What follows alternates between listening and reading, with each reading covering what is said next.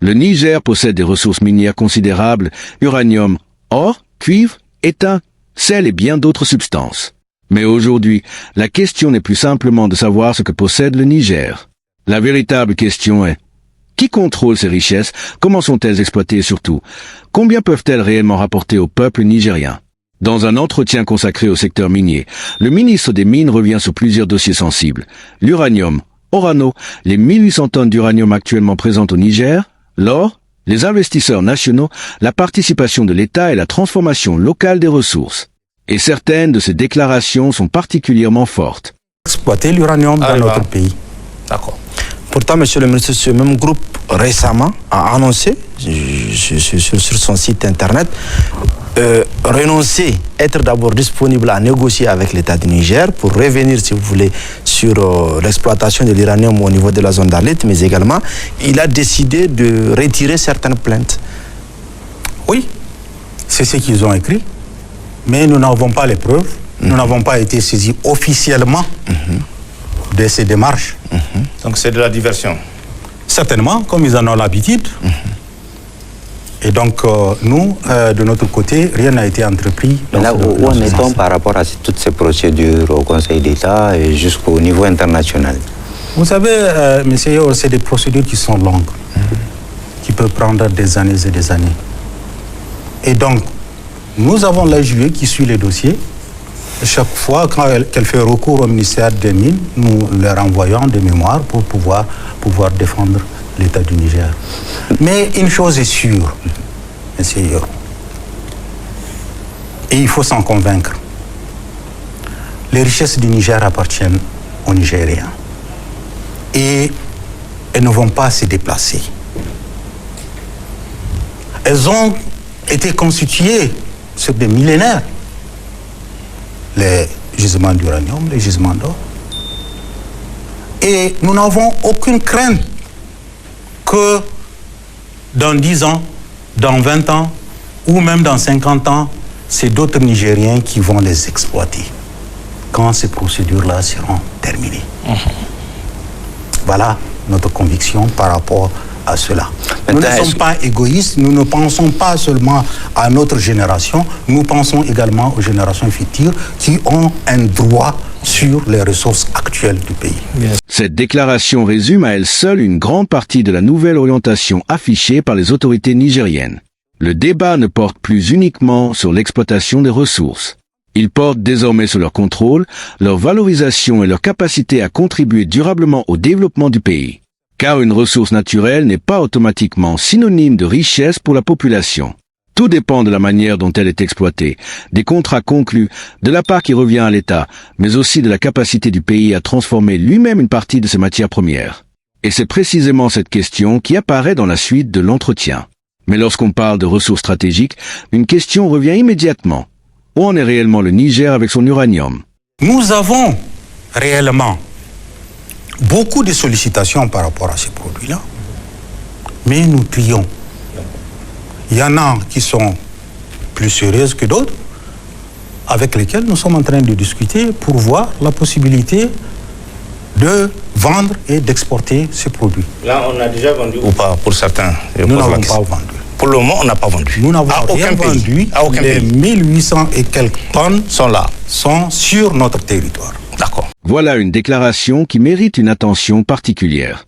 Le ministre affirme que ces quelques 1800 tonnes d'uranium sont toujours présentes sur le territoire nigérien et que plusieurs acteurs se sont montrés intéressés. Cela signifie que le Niger se trouve face à un enjeu à la fois économique et stratégique. L'uranium n'est pas une matière première comme les autres. Il intervient dans le secteur énergétique et suscite un intérêt international important. Mais le Niger veut désormais choisir avec davantage de prudence ses partenaires et les conditions dans lesquelles ces ressources seront commercialisées. Et cette position nous ramène directement à une autre ressource qui pourrait, selon le ministre, jouer un rôle majeur dans l'économie nigérienne, l'or. Effectivement, ce commentaire du ministre de l'Intérieur est juste. Si nous arrivons à maîtriser la production, l'exploitation de ces substances, notamment l'or, nous pouvons bâtir notre prospérité là-dessus. Le fait est que nous avons un pays immense, ce n'est pas un inconvénient. Au contraire, c'est ce qui nous permet d'avoir toutes ces richesses. Mais nous avons besoin de capacités, notamment humaines, pour pouvoir contrôler tous ces pays, que ce soit dans le domaine de la défense et de la sécurité ou dans le domaine de l'exploitation de substances minérales. Et pour cela, on aura besoin de recruter du personnel au niveau du ministère des Mines et au niveau des différentes structures de l'État pour pouvoir avoir réellement le contrôle du pays, pour pouvoir implémenter nos politiques par rapport à l'exploitation de ces ressources. Cette phrase est probablement l'une des plus importantes de cet entretien. Le ministre ne dit pas simplement que l'or représente une richesse. Il pose une condition essentielle. Le Niger doit maîtriser sa production et son exploitation. Et cette nuance est fondamentale. Extraire une ressource et l'exporter n'est pas la même chose que construire autour d'elle une véritable chaîne de valeur nationale. Cela signifie notamment mieux connaître les quantités produites, améliorer le contrôle des sites, récupérer la part qui revient à l'État, lorsque cela est possible, transformer les matières premières sur place. Mais pour y parvenir, il faut également que les Nigériens eux-mêmes puissent investir dans ce secteur. C'est justement l'une des réformes évoquées par le ministre. Il y a beaucoup de mesures qui ont été entreprises au niveau du ministère des Mines, notamment dans le domaine légal. C'est l'adoption dans la nouvelle loi minière des dispositions qui font que certains types d'exploitation ne se font et ne peuvent se faire que par des Nigériens. Notamment, justement, les exploitations semi-mécanisées et artisanales.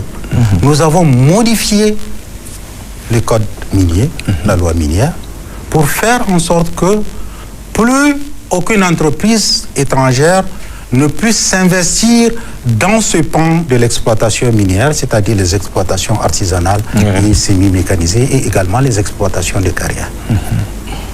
Ça, c'est quelque chose qu'on a innové pour implémenter dans le pays.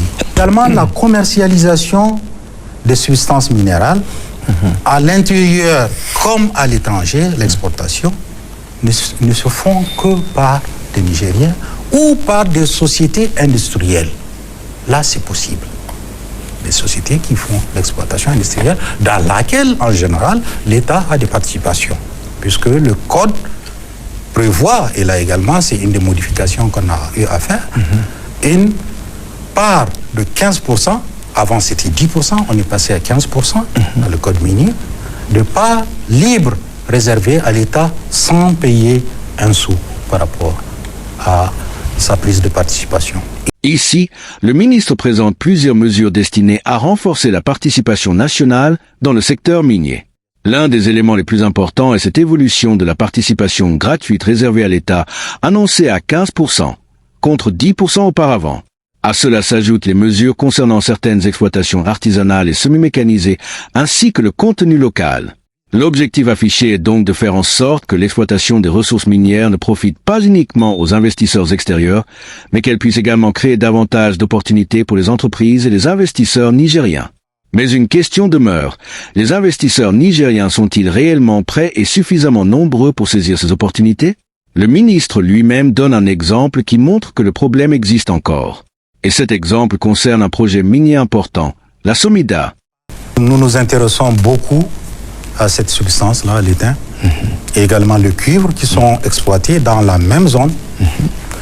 Et pour vous dire, effectivement, toutes ces substances-là ont connu un renchérissement exceptionnel sur le marché international. C'est ce qui explique en fait cette ruée vers ces substances, notamment qui sont exploitées de façon artisanale dans l'Aïe. Bien sûr.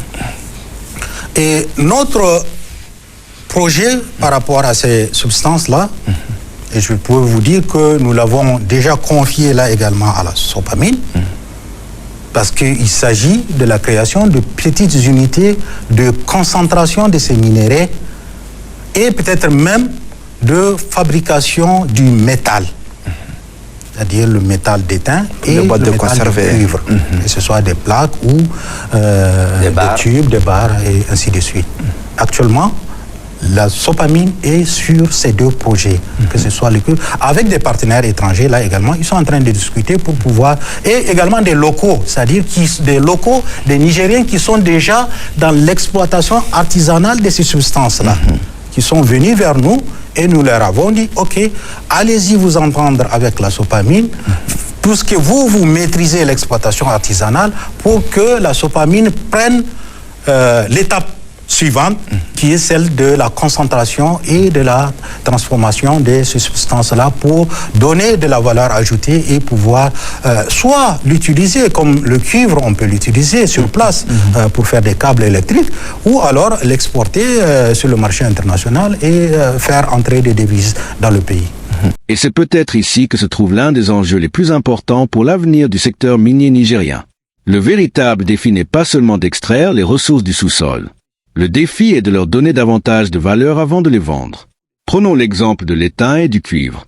Si une matière première est simplement extraite puis exportée, une grande partie de la valeur ajoutée est créée ailleurs.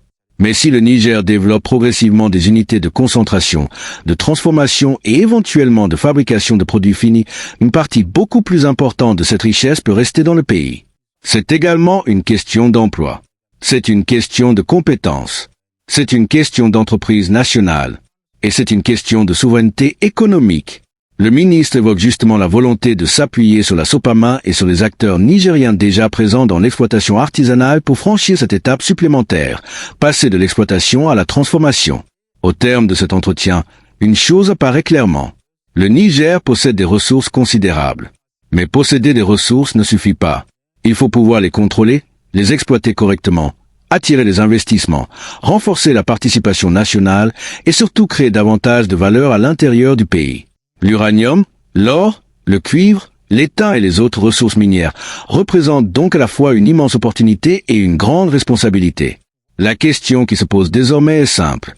Le Niger parviendra-t-il à transformer cette richesse naturelle en véritable prospérité pour sa population et pour les générations futures? C'est certainement l'un des grands enjeux économiques des prochaines années. Si cette analyse vous a intéressé, dites-nous en commentaire ce que vous pensez de cette nouvelle orientation du secteur minier nigérien. Abonnez-vous à la chaîne pour ne manquer aucune de nos prochaines analyses sur l'actualité et les ressources de l'Afrique.